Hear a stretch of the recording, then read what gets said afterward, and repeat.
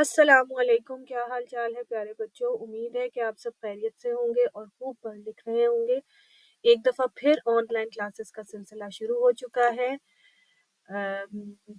یہ ہے جماعت اول مارچ 2026 اور آج کا جو ہمارا موضوع ہے وہ ہے تصویر کو دیکھ کر پیراگراف لکھنا۔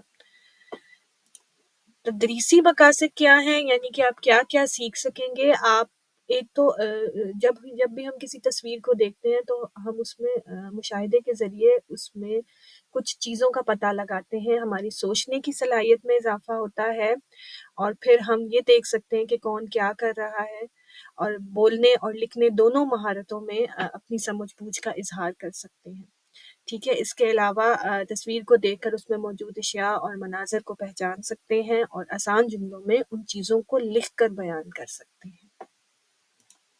اچھا بیٹا، ہم نے اپنی کلاس کے دوران بہت دفعہ پیراگراف لکھے ہیں بہت سے موضوعات پر، لیکن پھر بھی میں آپ کو ایک دفعہ دہرائی کرا دیتی ہوں کہ پیراگراف لکھنے کے کچھ اصول ہوتے ہیں کہ جن کا آپ کو پتہ ہونا، بار بار آپ کو اس کا مشق کرانا ضروری ہے۔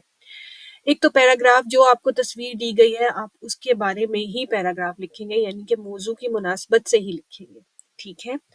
اس کے علاوہ آپ کے جملے سادہ، واضح اور درست ہونے چاہیے، مطلب کہ ٹھیک ہے آپ لمبے جملے نہ لکھیں، اپنی جماعت کے حساب سے آپ چھوٹے جملے لکھیں، لیکن وہ واضح ہونے چاہیے، ان میں بات صاف ہونی چاہیے کہ کیا بیان کیا جا رہا ہے، اور اس کے علاوہ تمام جملوں کا آپس میں تعلق ہونا چاہیے، ٹھیک ہے۔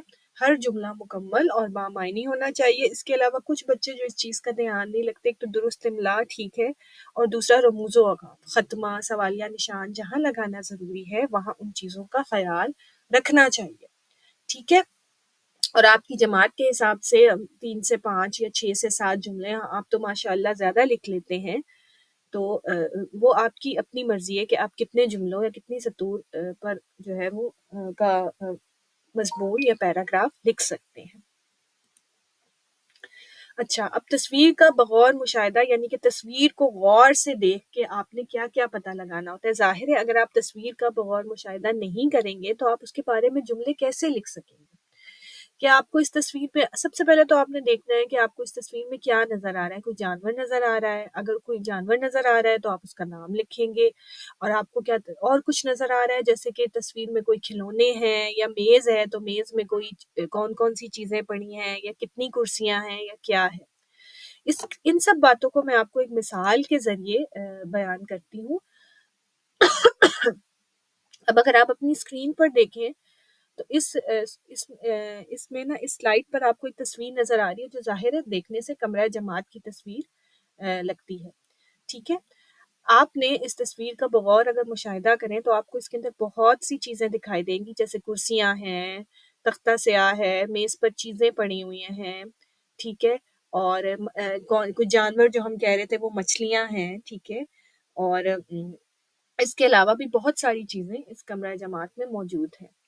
اس کے علاوہ پھر منظر میں موجود کرداروں کو بھی دیکھنا جاتا ہے۔ کردار ضروری نہیں کہ انسان ہی ہوں، وہ بے جان اشیاء بھی ہو سکتی ہیں، ٹھیک ہے، جیسے کرسی، کتابیں، پینسل، میز، اور اگر جاندار ہیں جیسے کوئی انسان ہے تو آپ ان کو بھی لکھ لیں گے، ٹھیک ہے۔ سب سے پہلے منظر میں موجود ماحول یعنی جگہ کو دیکھا جاتا ہے کہ یہ کس جگہ کا منظر ہے۔ کوئی باغ کا منظر ہے، کوئی کمرہ جماعت کا منظر ہے، کوئی دریا کا منظر ہے، کوئی بازار کا منظر ہے، ٹھیک ہے۔ تو یہ میں نے آپ کو مثال کے طور پر تصویر دکھائی ہے، اس میں کمرہ جماعت جو ہے وہ جیسے اس منظر کو دیکھ کر ہم بتا سکتے ہیں کہ یہ کمرہ جماعت کی تصویر ہے، ٹھیک ہے۔ ایک اور مثال سے میں آپ کو بتا دوں، اب اس مثال میں بھی آپ کو جو نظر آ رہا ہے اس میں ہمیں بچے نظر آ رہے ہیں، اور اس میں کتنے کردار ہیں؟ جی ہاں، ہم دیکھ سکتے ہیں کہ 2 بچے اور ایک گاڑی نظر آ رہی ہے، ٹھیک ہے۔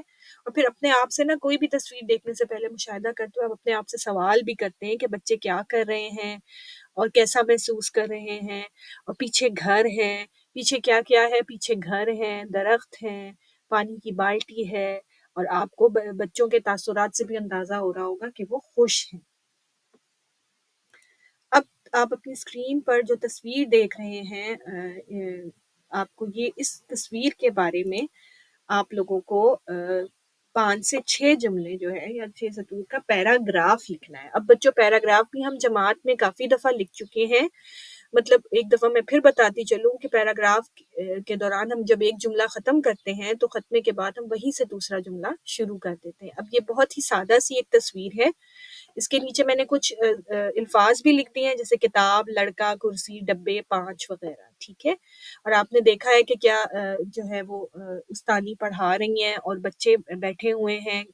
کمرہ جماعت میں بہت سارے کھلونے ہیں. کھڑکی سے باہر کا منظر نظر آ رہا ہے کھڑکیوں سے. ٹھیک ہے. تختہ سیاہ پر کچھ تصویریں چسپاں ہیں.